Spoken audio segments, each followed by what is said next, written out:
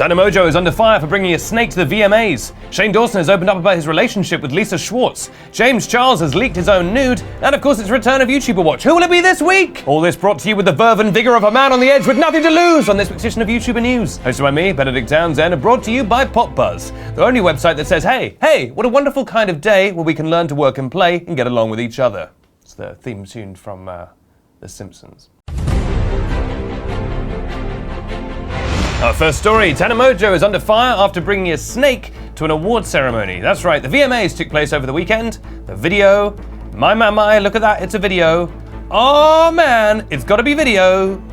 Awards. Not many people know what that stands for. And of course that meant that there was a red carpet filled with beautiful people, the best people who are better than you. But one person who was on the red carpet and got a lot of attention was Tana Mongeau. And it wasn't because of her golden dress, and it wasn't because of her thigh-high boots, and it wasn't because of her sunned glasses. It was because she had a little bit of a different accessory than you would expect on a red carpet. An actual live snake. No, I don't mean her husband or ex-husband, Jake Paul. I mean an actual snake. Now, this was obviously an homage to the snake outfit worn by Britney Spears at the 2001 VMAs when she performed I'm a Slave for You, which was an iconic look, but also a look that was done 2 decades ago. And things have changed in the time since then. People know a little bit more about animal welfare. People care a little bit more about using a snake like a prop. And so Tana has had some backlash from people saying, hey, leave that snake alone. On social media, one person wrote, snakes are not accessories to make your outfit better. They are living animals and they get stressed just like humans. This isn't good for the animal and this honestly just makes me mad. Another person wrote, I'm disappointed in @Tana Mongeau and her decision to bring a snake with her to the VMAs. Animals aren't props or costume pieces, it's crowded, bright and noisy. Not to mention all the touching and flash photography. Snakes are wonderful animals, but they aren't toys. In conclusion, folks, look, snakes aren't toys or props, all right? They're living animals. They're the king of the crustacean family. My snake, my little pet snake Aiden here, you know, I treat him with respect.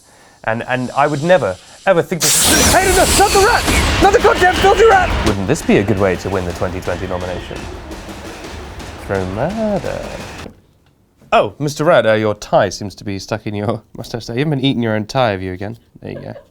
What a tiny tie. Our second story, Shane Dawson has opened up about his relationship with Lisa Schwartz. Now, any of you who were alive in the early 2000s, the early 2010s, I wasn't of course, but if you were, you'll remember that Shane Dawson once dated a lady called Lisa Schwartz. And they were a couple for several years, and they broke up in 2014. The pair of them are still very good friends, and they recently made a video together where they were reminiscing about their relationship. The good times, and maybe the not so good times. They answered some questions about the relationship and also even spoke about how they were planning to get married, but hadn't considered whether they wanted kids or not. They also said their relationship had plenty of, quote, dark moments. Shane said, quote, that period of time was quite dark because I think we both needed each other because we were both lost in so many different ways.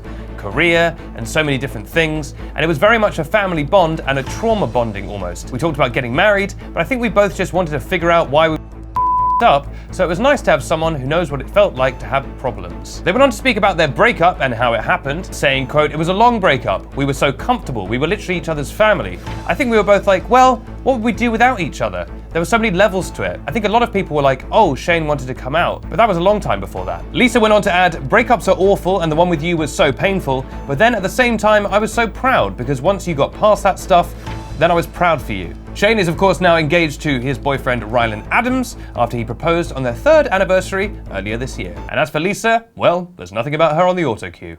So, assume she's doing fine. Our third story, James Charles got a little cheeky this week and really got to the bottom of things. Arse. Yes, James Charles deliberately released his own nude this week after he was threatened with having it released by a hacker. Or a hacker. The hackers can be female. This past weekend, James's account was broken into, and he decided to take matters into his own hands by leaking what is apparently the only nude he has ever taken, so that the hacker could not do it first. In a quote on Twitter, James Charles said, yeah. Oh no, he didn't actually, sorry. He said, hi sisters.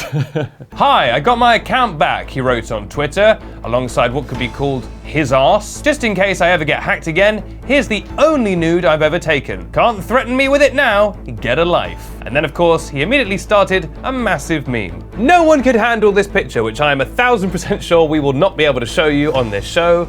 Yep, there's a censored version. If you want to see it, you can just go to Twitter. It's everywhere. It leaves very little to the imagination. Logan Paul tweeted, "High key, James Charles got a donk." So he's got a fan in Logan. James also inspired other YouTubers to assume the pose. Ethan Klein posted a nude showing his own rear end, and I myself was also inspired to leak a nude. So here's me. Just a little something I took the other week.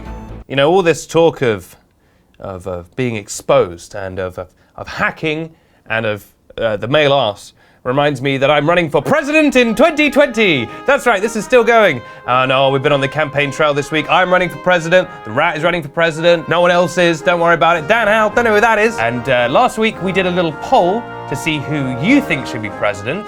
And I haven't looked at the results yet, but I assume I won quite tidily. So let's get those results up. All right, you're all dead to me. You're all dead to me. Hold on, we still have the poll on YouTube. How did the YouTube poll go? Oh, you're all still dead to me. You're all dead to me and I hate you. Please vote for me. Now it's time for YouTuber Watch, a part of the show where I zoom in on one YouTuber and tell you what they got up to this week.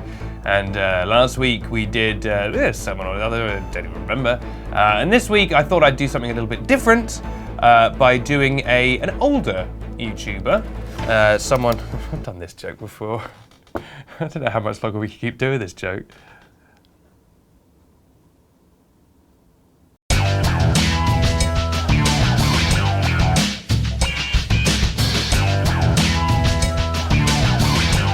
Welcome to Dan Howe Watch. I'm the guy who hacked James Charles. What's Dan been up to this week? Well, Dan decided to go along to his local bakery, his local boulangerie, to get himself some delicious baked goods. All right, motherfuckers, let's go get this bread, Dan said, laughing to no one in particular. He was very much alone. Dan set out of the house in his little wellies and walked down the street to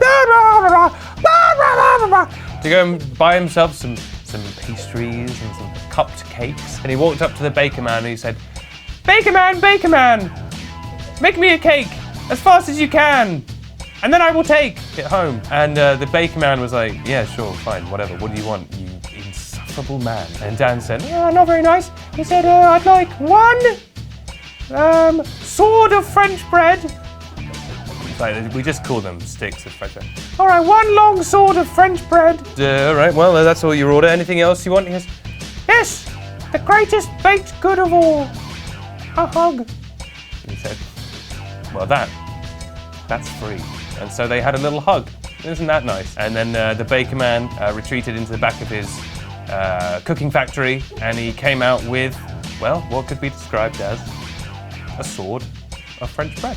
It was at that point that Dan realized that this bakerman, was wearing a balaclava and had been wearing a balaclava the whole time. And in terms of clothes, big stripy black and white jumpsuit, and on his leg, ball and chain, on both hands, handcuffs, and over his shoulder, bag with the word swag written on it with a big dollar sign. Falling out of his pocket, ID card that said criminal. And Dan, using his powers of deduction, his powerful brain, looked at all these things and said, "You must be going to a costume party." And the man said, "Get over here!" And he tried to kill Dan with the sword of bread. But it was just bread. It just went against his head, and Dan said, "Ow, ow." And he said, "Next time I will get a real sword." And he said, "Well, you should." And then he escaped. This has been Dan Howe Watch. And I bet you weren't ready for that. Man, Dan really lives the loaf. Dan really got a slice of the action. Man, it seems the high prices of those baked goods were the yeast of his problem. Dan really needed to get out of there. Man, Dan must have run out of that place at 100 miles of flour. Any of these good? I'm Benedict Townsend, and this has been YouTuber News, which airs every week right here on the YouTuber News YouTube channel and also over on Snapchat Discover. Don't forget you can watch it there if you want things in a bit of a portrait flavour. If you've enjoyed today's episode, only if you've enjoyed it, please could you hit like? Genuinely really helps us out with algorithms and whatever. And if you really enjoyed the show, don't forget to hit subscribe. It's the easiest way to get brand new episodes the second they come out. I'll be back next week with more YouTube News, rap-based nonsense, and of course, YouTuber Watch, who will it be next week? But until then, have a great week. And oh, Jesus Christ! He's dead.